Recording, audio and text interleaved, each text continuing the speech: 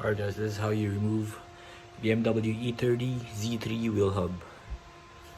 All you need is a hammer, the old nut from the axle, and some socket extender. This is a 1/2 inch that I just got from the toolbox. So all you're gonna do is put this nut onto the extender and put it like that. So it'll be stuck. And put this thing right on the hub.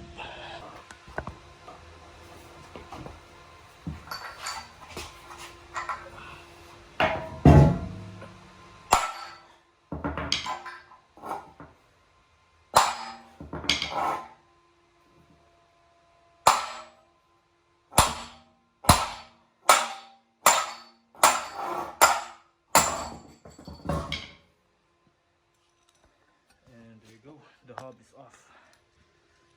Next up is the wheel bearing.